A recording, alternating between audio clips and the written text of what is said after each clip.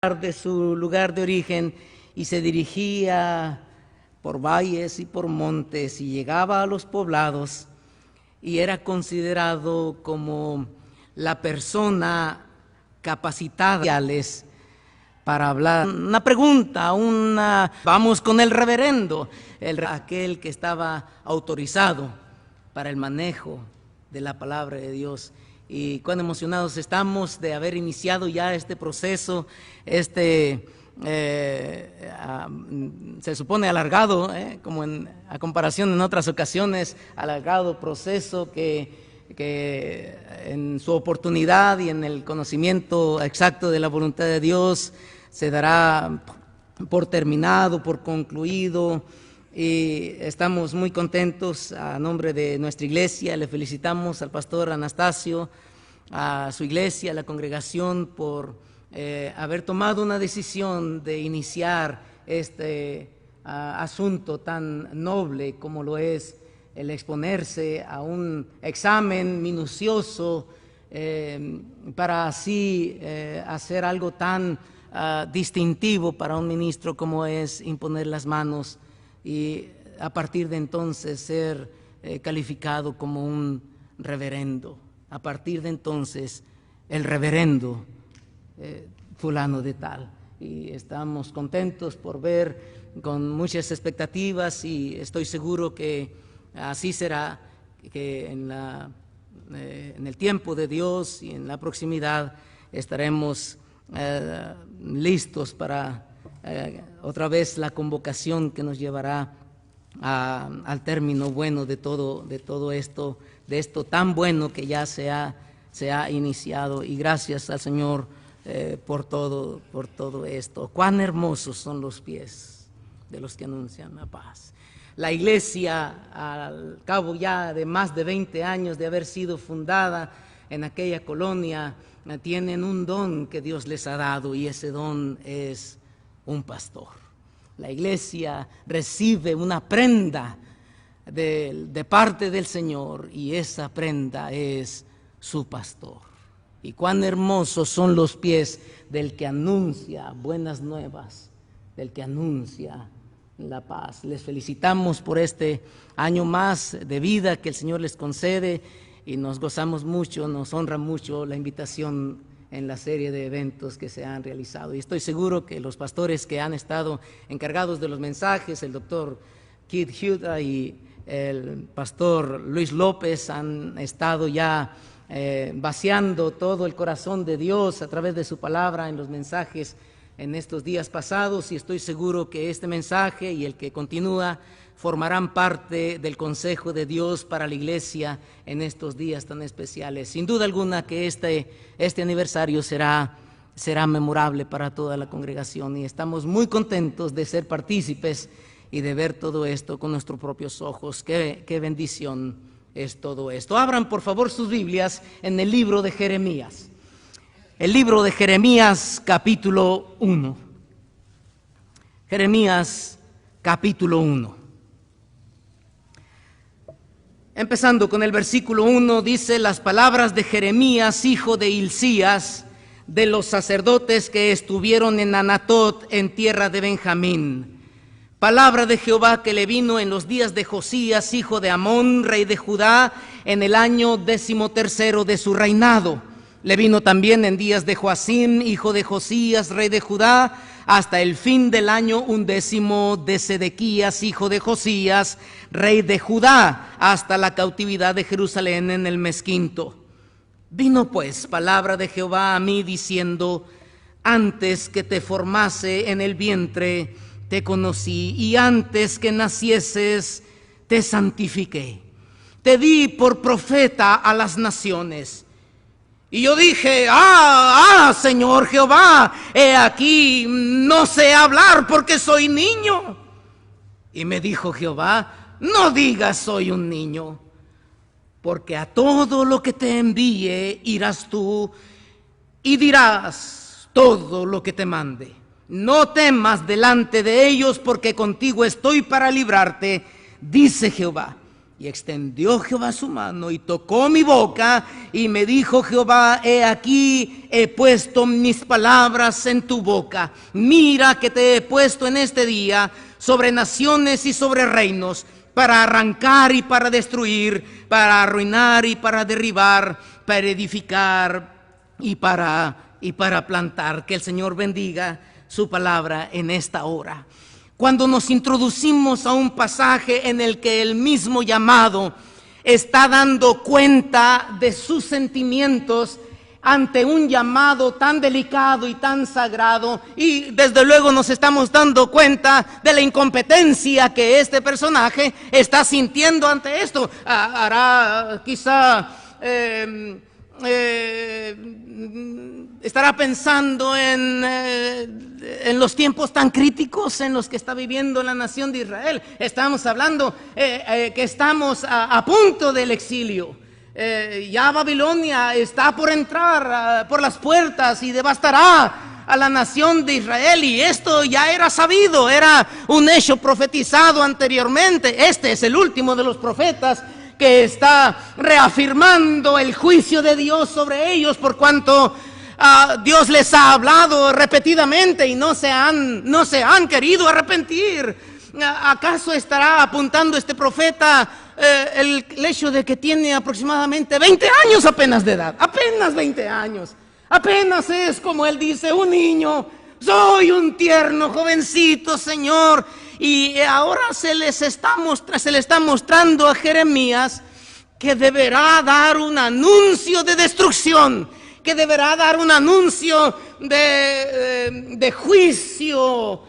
Dios no está contento con esta nación y ciertamente viene destrucción sobre ellos. Bueno, no podemos juzgar a este hombre de cobardía, probablemente, porque en su lugar nosotros de igual manera pudiéramos decir: ¿quién soy yo para este ministerio, Señor? Señor, no es posible. Soy un niño, Señor Jehová. Sí, probablemente nos pudiéramos anticipar a la trayectoria de la vida de Jeremías pensando en un profeta amargado, un profeta triste, un profeta refunfuñón, un profeta que de mala gana está haciendo el quehacer de la voluntad de Dios. Sin embargo, el nombre que va a caracterizar a este profeta hasta el día de hoy será el profeta llorón. Porque en Jeremías lo único que vamos a ver nosotros, y lo que, mejor dicho, pudiéramos nosotros querer resaltar en él, es un profeta con un corazón quebrantado. Un profeta que debe pararse frente a esa generación y tiene que hablarles la verdad de la palabra de Dios, y sabe que el juicio viene y que viene ya, y llora y vuelve a llorar. Allí va el llorón, allí va este hombre que no quiso ser nombrado para este oficio. Quizá este hombre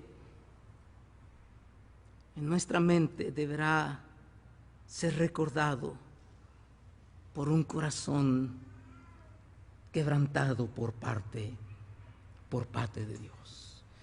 Ciertamente, cuando Jeremías empieza a dialogar con el Señor, por no decir discutir con el Señor el asunto, Jeremías dice: Señor Jehová, soy un niño. Afortunadamente, ante estas incompetencias en las que Jeremías cree que se encuentra, no está la disculpa de Dios diciéndole: oh, perdón, Jeremías, me equivoqué de persona, hay más Jeremías. Mira, ¿cómo se me ocurrió que tú de 20 años y con un carácter así habrías de cumplir con estas demandas? Oh, Jeremías, perdóname, por favor, siéntate y sigue con tus propios asuntos, que iré a buscar a alguien que sí se sienta capaz para hacer esto. Afortunadamente el Señor no hace caso a estos detalles que vienen a revestir de humildad al profeta, por no decir de incompetencia al profeta particular, y le responde diciendo: no digas soy un niño, porque a todo lo que te envíe irás tú y dirás todo lo que te mande. Extendió su mano, dice el versículo 9, y tocó mi boca y me dijo: he aquí, he puesto mis palabras en tu boca. Uno de los profetas que también es para nosotros de mucha relevancia debe ser Isaías. Solo que Isaías lo reconoceríamos como un dulce cantor, un profeta que predicaría acerca de las bondades de la restauración, un tanto cuanto diferente a Jeremías. Isaías sería llamado por Dios, y en circunstancias más o menos similares notamos cuando en aquella visión de santidad Isaías, también sintiéndose desprovisto de capacidades para cumplir con su ministerio, el ángel toma un carbón encendido de las brasas en el altar, y con unas tenazas por lo ardiente de la misma se acerca y toca sus labios. Pudiéramos imaginar nosotros a un profeta con sus labios quizá fundidos, con sus labios achicharrados e hinchados, la evidencia clara de que han sido tocados por una brasa muy ardiente al pie del altar. Y era importante para Isaías reconocer que de esa boca no podría salir nada más que la pura palabra de Dios. Como en el caso de Jeremías, debía tener en sus recordatorios de su llamamiento y su colocación en las filas del ministerio el paso de la mano de Dios sobre su boca y en su boca, para recordarle que todo lo que dirá de aquí en adelante tendrá que ser la palabra de Dios. Ha sido apartado no para conocer y enseñar y fomentar las filosofías de la vida, no para pensar y plantear en qué estilo de vida le conviene a esta gente o a este otro tipo de gente. Él ha sido llamado para predicar la palabra de Dios y solo la palabra de Dios. Aquí está Jeremías en esta introducción temprana de su ministerio, y tocan su boca y le dicen: he aquí, he puesto mis palabras en tu boca. Inmediatamente le prosigue a esto la indicación de que ha sido puesto para para arrancar, para destruir, para arruinar. Cada que te pares a predicar vas a arruinar. Oh, cuánto quisiéramos subirnos a los púlpitos y traer un gozo, alegría, ánimo, y que la congregación saliera por las puertas del templo diciendo: soy mejor, ahora sí tengo la victoria, he declarado esto que es la novedad de estos días.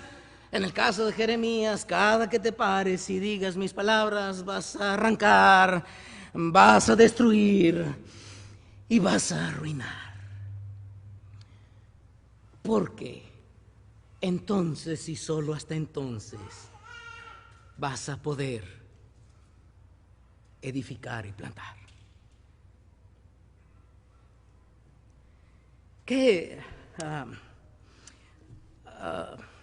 difícil es a veces, Pastor Anastasio, ver cómo en lugar de que la iglesia crezca, disminuye. Oh, Oh, qué difícil es a veces ver marchar a 2 y 3 familias en lugar de ver entrar a 2 y 3 familias. Qué difícil es a veces luchar con Dios sobre si esta es realmente la posición bíblica en cuanto a este asunto y etapa y momento de la vida de los cristianos en nuestra congregación. Y tendrá que subirse al púlpito y tendrá que predicar solo la palabra de Dios, a veces en la misma sospecha, quizá no a sabiendas, quizá solamente con el temor y la sospecha de que después de esto alguien se irá. Alguien se irá. Pero si esto va a provocar la predicación, entonces, ¿cuál es la gracia de predicar?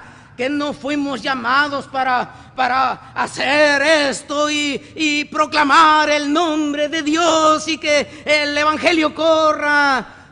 Sí, pero en los misterios de Dios, en los misterios de Dios, nos vamos a encontrar con que a veces para edificar primero se tiene que destruir. A veces para plantar primero se tiene que arrancar. A veces para construir se tiene que arruinar. Aún más le vale a Jeremías que cuando hable la palabra de Dios, porque si en su propia conciencia de las cosas él cree que esto es más conveniente para edificar, cuando la palabra de Dios no ha indicado eso, cuidado que él esté edificando sobre algo que tarde o temprano Dios va a arruinar. Pero como en el caso de Jeremías, Pastor Anastasio, esto no es fácil. Esto no es fácil. Pero en últimas cuentas, lo único que usted va a estar haciendo es predicando las palabras de Dios. Y nada más. Ni nada más. A lo que yo creo que debemos tenerle temor es a agradar. Cuando la palabra de Dios no está allí. A hacerlos sentir bien cuando la palabra de Dios quiere incomodarlos. Al deseo que yo creo todos algún día hemos tenido, y eso es de agradarle a la congregación, agradarle a los jóvenes. ¿Qué pastor no quiere ser popular con su juventud? ¿Qué pastor no quiere ser popular ante los matrimonios constituidos de la iglesia? ¿Y qué tentación es hablar suavemente, es detenernos, es sacarle la vuelta a algún asunto? Es a eso a lo que yo creo que nosotros debiéramos tenerle mayor precaución que al hecho de que diciendo la palabra de Dios pareciera que estamos destruyendo, porque por fe en realidad lo que estamos haciendo es construir. ¿No es esa la manera misteriosa en la que Dios trabaja cuando Él dice no? Y nosotros hubiésemos querido que así fuera, que sí fuera, que se diera un sí. Y cuando Dios dice no, no es cierto que esto es una preparación sólida para cuando Dios dirá sí,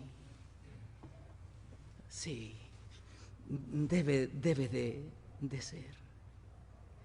Jeremías entonces es comisionado aquí en el capítulo 1.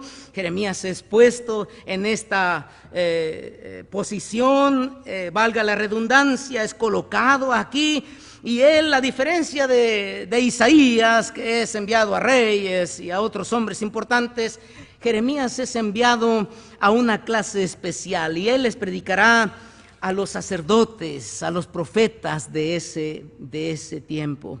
Para muestra de esto, caminamos hasta el capítulo 7 del libro de Jeremías, cuando viene la palabra de Jehová a Jeremías diciendo: ponte a la puerta de la casa de Jehová y proclama allí esta palabra y di: oíd palabra de Jehová, todo Judá, los que entráis por estas puertas para adorar a Jehová. Así ha dicho Jehová de los ejércitos, Dios de Israel: mejorad vuestros caminos y vuestras obras, y os haré morar en este lugar. No fiéis en palabras de mentira, diciendo: templo de Jehová, templo de Jehová, templo de Jehová es este. Aquí es la instrucción venida de parte de los profetas de su tiempo. Josías ha reconstruido el templo. Esto es algo hermoso en esta temporada. Y en las puertas, a las puertas del templo, están los profetas diciendo esto, y suena verdadero: templo de Jehová, templo de Jehová, templo de Jehová es esto. Los conocedores nos dicen que en la poesía hebrea, que es la forma en la que ellos están hablando, cuando se enfatiza algo, se enfatiza repitiéndolo, es decir, diciéndolo una y dos veces. Así que la frase aquí correspondería: templo de Jehová, templo de Jehová. Pero cuando hay una tercera repetición, una tercera ocasión en la que se otra vez menciona templo de Jehová, esta tercera vez es lo que apunta la nota que el Señor le está haciendo saber a Jeremías: ponte en las puertas del templo y escucha estas palabras de los sacerdotes cuando dicen: templo de Jehová, templo de Jehová, templo de Jehová es este. Esto ya no es una instrucción bíblica, no es el reflejo de un corazón que está inclinado hacia la verdad enfática de Dios, sino que está yendo un poquito más a algo a lo que podríamos llamar hipocresía. Es esto que se añade en la vida del profeta, del sacerdote, cuando falta lo más importante, que es su corazón. Y es entonces cuando entra el formalismo, el mero costumbrismo, cuando la verdad de Dios necesita algunos otros ayudantes y otros bancos en los cuales recargarse. Y en el énfasis de hacer lo que a Dios creemos que le agrada, estamos perdiendo el corazón por Dios. Estamos perdiendo el corazón por Dios. Es el lugar correcto, es el templo. Se está anunciando algo correcto, sí, pero a esto el Señor le dice palabras de mentira. No fiéis en palabra de mentira cuando estos profetas están diciendo lo que están diciendo, porque todo esto es algo que procede de un corazón vacío, hueco, que se ha apartado de Dios, que ha dejado la sinceridad, la pureza, la llaneza, la humildad de buscar a Dios con un corazón meramente puro y sencillo. Así que Jeremías se para a las puertas del templo y lo que Jeremías dirá en esto es lo que en el versículo 12 leemos: andad ahora a mi lugar en Silo, donde hice morar mi nombre al principio, y ved lo que le hice por la maldad de mi pueblo Israel. Notamos ahora lo que Jeremías está diciendo cuando los hombres de Israel están llegando al templo y se sienten importantes. Ellos están bañados y rodeados de sí, Señor, de esto y de lo otro, reverendo, reverendísimo, esto y lo otro. Es esta nube que es necesaria traer a la vida cuando hemos perdido lo fundamental, el corazón de Dios, el amor por Dios, cuando nuestra predicación va enfocada más a lo que hacemos y no a lo que somos, cuando más estamos preocupados por las apariencias y no por el corazón, cuando más estamos ocupados en las formas y no en que Dios se vea agradado por nosotros. Jeremías entonces se para al lado de ellos y les dice: id allá a aquel lugar donde hubo una muestra de cómo yo les dejé cuando ellos primeramente me abandonaron. Cuando Jeremías les dice que contrario a la seguridad que ellos sienten, no estamos tan bien, nunca antes habíamos tenido esas experiencias en nuestro pueblo, nunca antes habíamos tenido tantos resultados. Ya pasaron los tiempos en los que el templo era una ruina. Ahora con este edificio que Josías ha restaurado, caray, ellos se sienten importantes por la forma y nada más por la forma. Jeremías les dice: pues todo esto Dios lo va a destruir. ¿Cómo? Si ahora es cuando más jóvenes hay en la iglesia, es cuando más matrimonios hay, cuando más programas de alcance tenemos. Ahora estamos abarcando mucho más que antes. Y tú dices que esto es algo que Dios no aprueba y que va a acabar con esto. ¿Cuántos enemigos Jeremías se atrajo con esto? Esta, sin duda alguna, no era una predicación muy popular en los días de Jeremías. Es en el capítulo 20, si me acompañan al penúltimo de los pasajes que vemos. En Jeremías capítulo 20 notamos ahí la porción de la historia cuando el sacerdote Pasur toma a Jeremías en uno de tantos eventos desafortunados para Jeremías. Jeremías es puesto en el cepo, azotado, pobre Jeremías, sabemos de su caso. Y cuando Jeremías, habiendo obedecido la palabra de Dios e ir en contra de la predicación tan social, tan carnal, tan humanista, de sacerdotes que han dejado ya la palabra de Dios, Jeremías lo único que consigue es enemigos. Jeremías nada más consigue ser azotado y puesto en el cepo. Y es allí, en esa condición en la que una vez más Dios hace algo que de tiempo en tiempo hace con los suyos: lo humilla. Y en esa condición y con ese corazón quebrantado es que leemos quizá la declaración más nítida del corazón del profeta en su temporada, cuando Dios trabajó en él. Quizá este es el momento más transparente, el momento en el que podemos ver a través de todo y llegar a la médula. Y Jeremías dice: me sedujiste.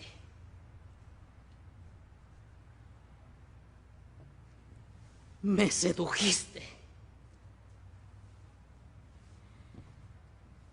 Jehová, más fuerte fuiste que yo.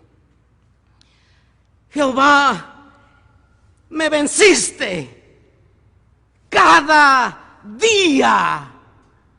Cada día he hablado tu palabra porque tú me obligaste, me sedujiste y fui seducido.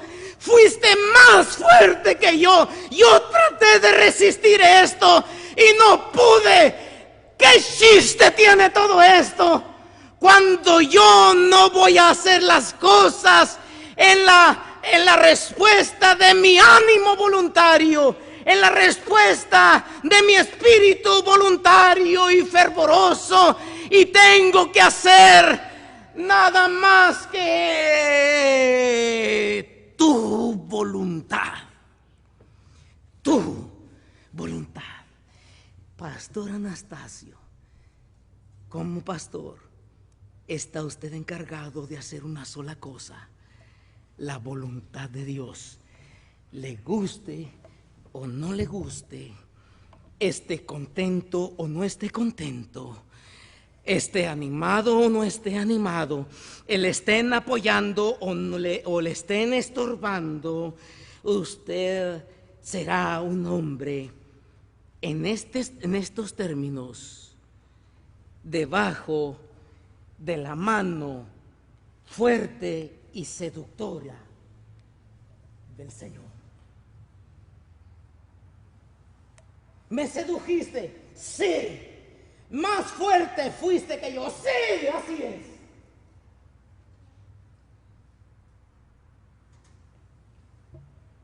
Y Jeremías dice: renuncio entonces. Renuncio. No me acordaré más de él, ni hablaré más en su nombre. Renuncio a esto.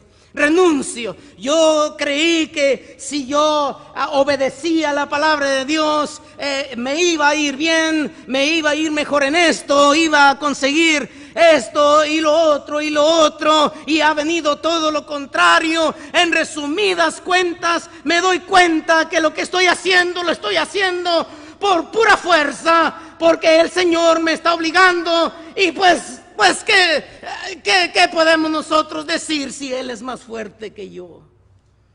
Y cuando Jeremías está cavilando en su mente y en su corazón, agobiado por el dolor, agobiado por su soledad, agobiado porque no le están saliendo las cosas bien,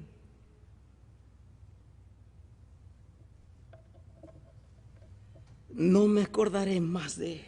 Voy a olvidar todo esto.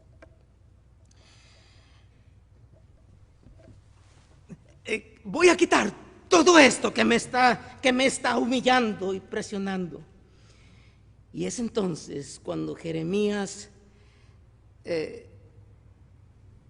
quita de sobre sí la mano de su Señor, que se da cuenta que hay un fuego en su interior. Se da cuenta que lo que está haciendo no lo está haciendo por una imposición de parte de Dios, sino porque el Señor ha tomado toda su vida, y lo describe diciendo: había un fuego en mis huesos que no pude, y añadimos,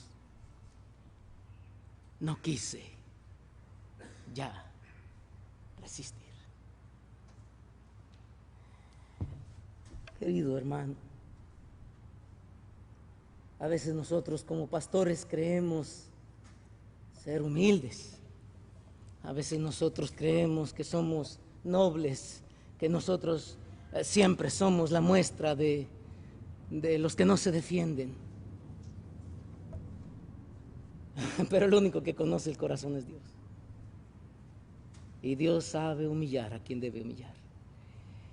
Porque a veces nosotros llegamos a pensar que somos demasiado dignos como para padecer afrentas. Y Dios nos deja a veces en nuestra insensatez decirle al Señor: ya, no, ya. Y esto, gloria al Señor, nos ha de llevar al momento en el que esto ya no es algo que nos esté siendo impuesto. Esto es ya parte de nosotros. Ya es parte de nosotros. Traté de sufrirlo y no pude. Es decir, traté de encontrarle a esto cómo compadecerme de mí. Y no pude. No pude. Traté de decir, voy a ir para allá y voy a ir para acá y yo y esto, y no pude. Me tuve que dar cuenta que esto ahora es parte de mi vida y que ahora es Él en mí y que su palabra está en mí, no está sobre mí, sino en mí, y lo que ahora estoy hablando es parte de lo que Dios ha hecho en mi vida. Así que este momento de renuncia, cuando las cosas no salieron como nosotros pensábamos, o cuando nosotros no funcionaron los planes como nosotros los teníamos programados, y cuánto esto y lo otro, y de pronto uno nos falló, el otro nos falló, aquel nos abandonó, y de una y de otra manera nos vemos como si el yugo de Dios nos estuviera obligando y quisiéramos nosotros huir de todo esto. Oh, gracias a Dios que momentos como esos no hacen más que centrarnos en el hecho de que cuando Dios nos llamó, Él se metió en nosotros, por así decirlo. Él puso sus palabras en nuestra boca, pero se nos olvidó que nuestra boca lo habríamos de digerir y vendría a ser parte de nuestro sistema. El don que Dios le da a la iglesia en un pastor no es porque el pastor sea como aquel orador Tértulo, recuerdan, el que junto con Pablo abogaba con Félix. No es un parlanchín que se encarga de decirle a Félix como por tu buen gobierno gozamos de paz y de tranquilidad. Pues claro, él fue pagado, era un orador pagado para eso. Y se encargaba de buscar ciertos enfoques en Félix y de decirle a Félix lo que a Félix tanto le gustaba escuchar. Y ciertamente que Félix se debió haber sentido halagado por todo esto. La bendición de la iglesia al tener un pastor es que no tienen a un orador que está diciendo las cosas por la fuerza. Está allí un hombre con el corazón de Dios, que no busca agradar a aquel porque es doctor y a aquella porque es doctora. No busca agradar a aquel porque es un joven que tiene mucho potencial. No busca agradar a aquellos porque son los hijos de cierto importante. Están allí porque el corazón de Dios será mostrado a través de sus palabras. Y eso es una garantía para la iglesia. Eso solo se cumple en un pastor. Un pastor es un don que Dios da a su iglesia. ¿Cómo fue que escogió Dios salvar a los creyentes? Por esto, la locura de la predicación, a través de un pastor. 21 años, queridos hermanos. Para el año 22 y 23, cuando el Señor le plazca venir por nosotros, y entre tanto que no lo haga, que su iglesia disfrute que detrás de su púlpito les predique un pastor. Que su pastor les predique. Porque cuando un pastor predica, es la suma de todo lo que la palabra de Dios ha hecho sobre él hasta consumirlo. Y se sube atrás del púlpito y de detrás del púlpito vacía el corazón de Dios por su bendita palabra. Y la congregación se maravilla. No tiene que ser excelencia de palabras o de sabiduría humana. Es solo la palabra de Dios. La palabra de Dios que puede maravillar a un niñito. La palabra de Dios que puede maravillar a un científico que ha estudiado esto y lo otro y tiene su cabeza llena de conocimientos. Es la pura, llana, fiel, sola palabra de Dios. Y concluyo mis pensamientos en en el capítulo 23, cuando en el capítulo 23 el Señor expresa a través de Jeremías en el versículo 9: a causa de los profetas mi corazón está quebrantado dentro de mí, todos mis huesos tiemblan, estoy como un ebrio y como hombre a quien dominó el vino delante de Jehová y delante de sus santas palabras, porque la tierra está llena de adúlteros a causa de la maldición. La tierra está desierta, los pastizales del desierto se secaron, la carrera de ellos fue mala y su valentía no es recta, porque tanto el profeta como el sacerdote son impíos. Aún en mi casa hallé su maldad, dice Jehová. Versículo 17: dicen atrevidamente a los que me irritan, Jehová dijo, paz tendréis. Y a cualquiera que anda tras la obstinación de su corazón dicen, no vendrá mal sobre vosotros. Jeremías, consciente de todo esto, ahora tiene que confesar delante de Dios su posición. Bien, continúo. Pero Señor, cuando yo digo una palabra, hay 15 detrás de mí que están diciendo lo contrario.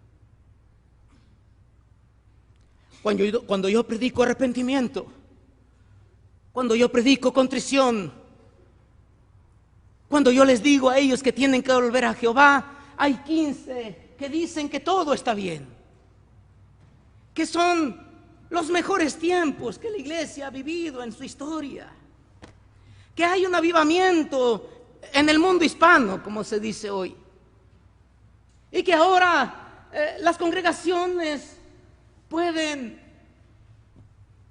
crecer en un año a velocidades nunca antes vistas, que ahora nosotros podemos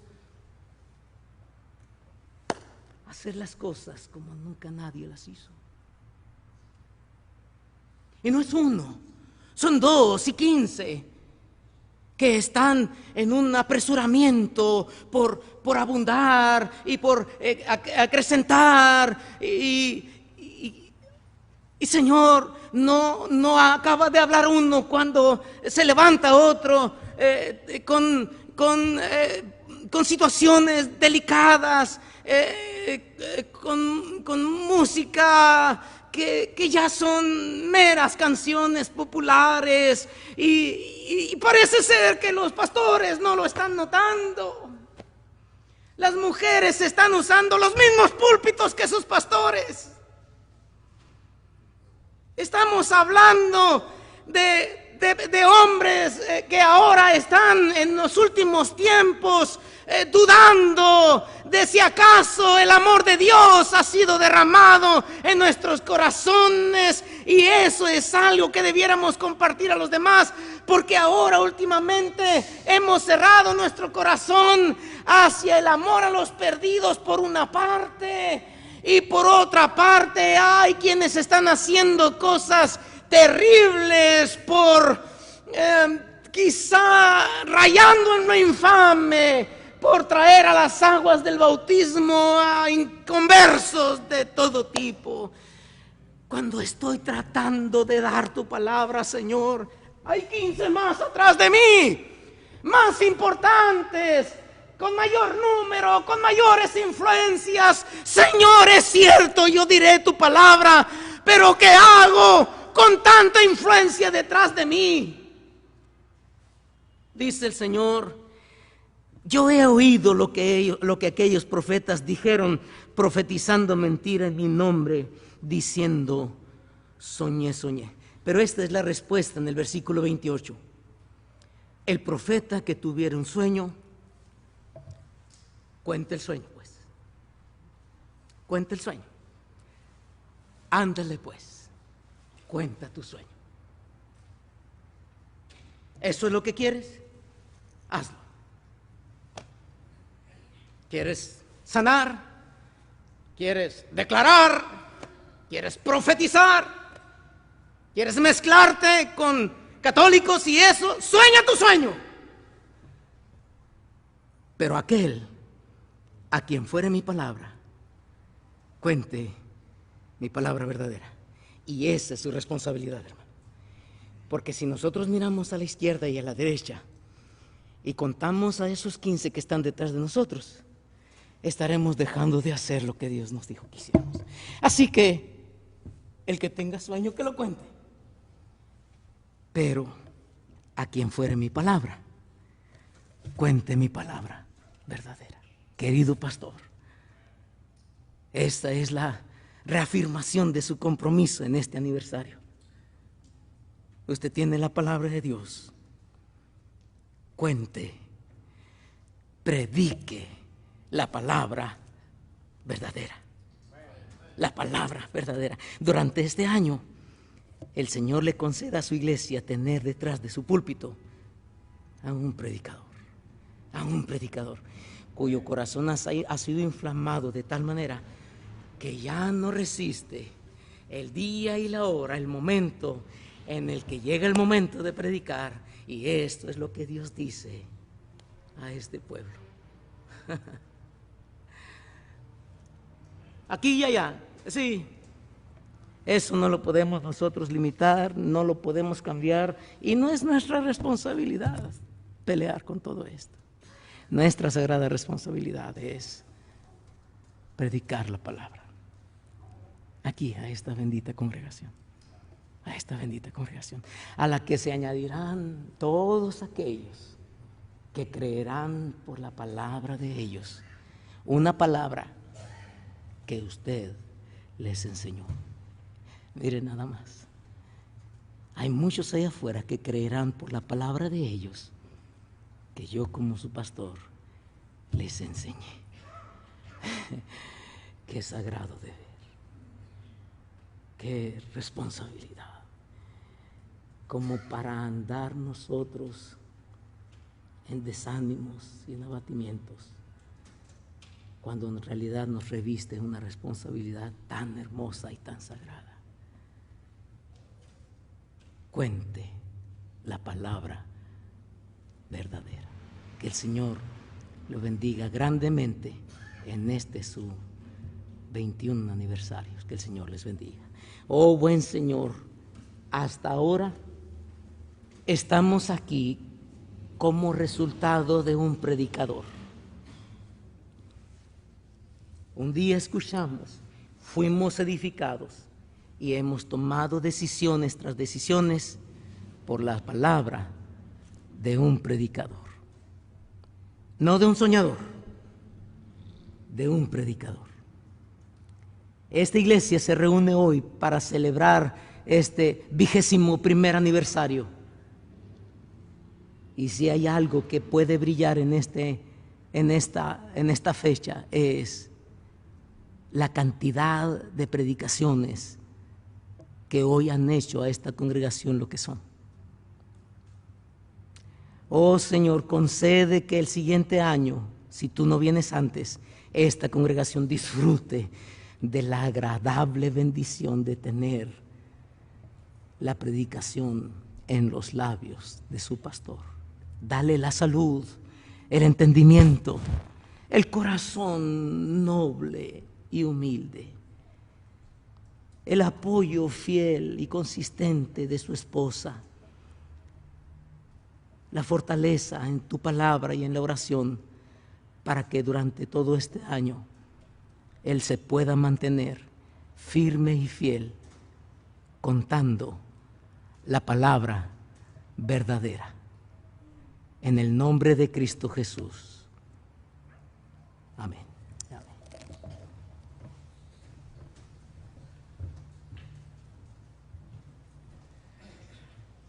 Gracias a Dios.